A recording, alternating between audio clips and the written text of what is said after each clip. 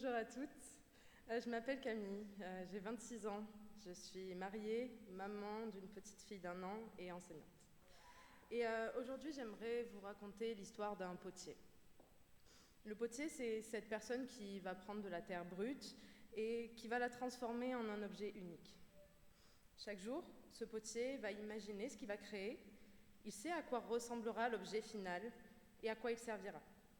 Alors il va prendre de cette terre, il va la poser sur le tour et il va commencer à la façonner.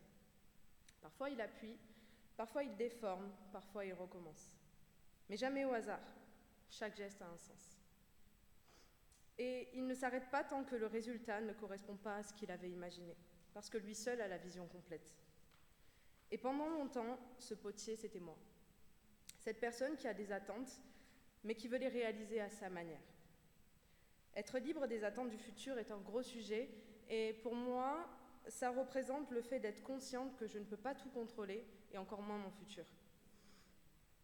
J'ai grandi dans un environnement où il y avait beaucoup de peur, beaucoup de négativité, une manière de voir la vie où on s'attend toujours au pire. J'ai grandi avec mes 2 parents mariés, mais avec une mère qui a joué le rôle de mère et de père. Mon père, lui, était souvent absent. On le voyait que le week-end à cause de son travail, mais même quand il était à la maison, il n'était pas vraiment là.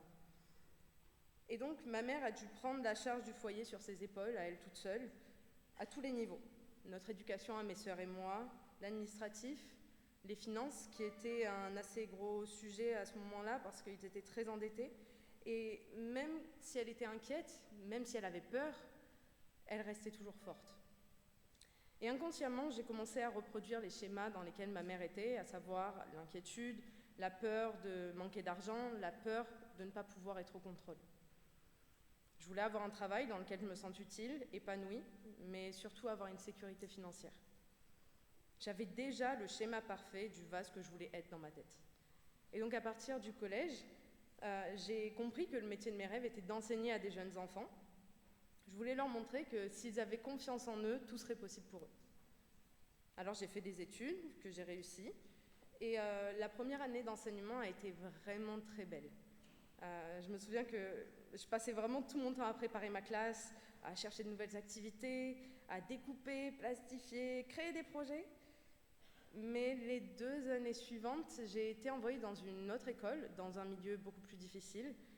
Et c'était un milieu où il y avait vraiment peu de moyens et où les enfants, comme les adultes, avaient déjà baissé les bras. Et moi, je pensais pouvoir changer ce système-là, donc je donnais vraiment tout ce que j'avais. Mais je me souviens que certains parents étaient tellement angoissés qu'ils en devenaient agressifs. Il y a eu une fois où des parents sont allés jusqu'à m'attendre sur le parking de l'école juste pour me crier dessus. Malgré tout, je continuais de tout donner, mon énergie, mon temps, mon cœur. Mais en contrepartie, je dormais plus. Je redoutais d'aller travailler et chaque matin devenait une épreuve remplie de crises d'angoisse. Et donc à la fin, j'avais plus la force de me battre pour quelque chose que je ne pouvais pas changer. Donc finalement, j'ai démissionné. Et à la suite de cette démission, je suis tombée enceinte. Et quelques semaines après ça, j'ai fait une fausse couche. Et c'était pas juste une attente à ce moment-là, mais c'était vraiment une promesse que je pensais voir s'accomplir parce que ça faisait vraiment plusieurs mois que j'attendais ça et ça m'était déjà enlevé. J'avais à peine eu le temps de savoir que j'étais enceinte que déjà je l'étais plus.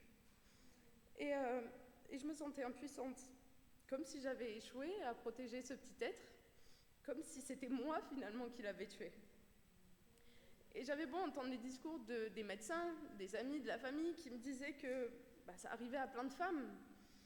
Je ne comprenais pas pourquoi ça m'arrivait à moi. Et à ce moment-là, il y a quelque chose qui a changé en moi et j'ai fait une prière à Dieu qui était différente. J'ai fait une prière de lâcher prise. J'ai dit à Dieu, ok Dieu, donne-moi un enfant et je te le consacre entièrement. Je voulais pas juste recevoir, mais je voulais tout remettre entre ses mains. Le mois suivant, je suis retombée enceinte. Et à ce moment-là, j'étais remplie de joie, certes, mais il y avait aussi cette peur que ça recommence. Et surtout, j'avais beaucoup d'attentes. Je voulais que tout se passe comme je l'avais décidé, avec un accouchement naturel, sans péridurale, que je reste le plus longtemps à la maison, que je gère chaque contraction. Mais ça ne s'est pas passé comme prévu. Ma grossesse s'est bien passée dans l'ensemble, mais à 36 semaines, donc quasiment à la fin, j'ai ressenti un symptôme qui n'est pas normal pour moi. J'ai saigné du nez, et c'était la première fois de ma vie. Et donc on s'est rendu aux urgences. Et à ce moment-là, on m'a annoncé que je faisais une prééclampsie. Et pour celles qui ne savent pas, c'est une complication assez importante de la grossesse qui, si ce n'est pas pris à temps, peut causer la mort de la mère et du bébé. Donc j'ai dû être déclenchée à ce moment-là. Et je me souviens de chaque seconde, honnêtement. Chaque tremblement qui ne se sont pas arrêtés pendant les 24 heures avant sa naissance. Je me souviens du moment où on m'a dit que je devais avoir une césarienne parce qu'elle n'était pas prête à naître. Et à ce moment-là, j'étais juste terrifiée. Terrifiée à l'idée de la perdre. Terrifiée juste à l'idée de mourir sur la table et de jamais pouvoir la rencontrer. Mais malgré ça, tout s'est bien passé. Ma fille est née, et même si on a dû rester un peu plus longtemps à l'hôpital, tout s'est bien passé à la suite de ça. Quelques mois après sa naissance, j'ai dû retourner travailler, et même ça a été une douleur terrible, parce que j'avais l'impression d'abandonner mon bébé. J'avais l'impression que tout ce que Dieu m'avait donné, je devais déjà m'en séparer.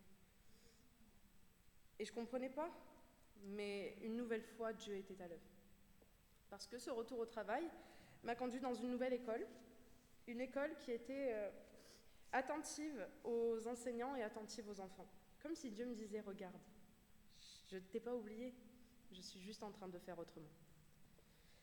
Et pendant longtemps, je lisais ce passage en Jérémie 29, 11 qui dit « En effet, moi, je connais les projets que je forme pour vous, déclare l'Éternel, projets de paix et non de malheur, afin de vous donner un avenir et de l'espérance. » Et je m'arrêtais là.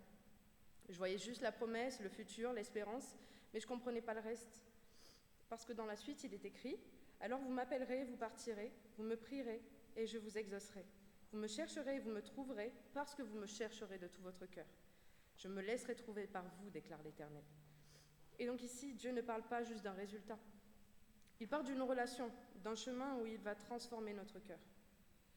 Aujourd'hui, je comprends que ma liberté ne dépend pas du fait que tout s'est passé comme moi je le voulais. Ma liberté vient du fait que même quand ça ne s'est pas passé comme prévu, Dieu était en train d'agir.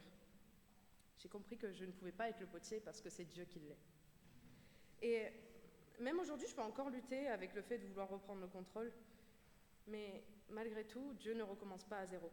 Il continue de parfaire, avec toutes mes fissures, le magnifique vase que je suis. Parce que la vraie liberté ne se trouve pas dans un futur parfait, elle se trouve dans une confiance totale en celui qui tient ce futur. Merci beaucoup.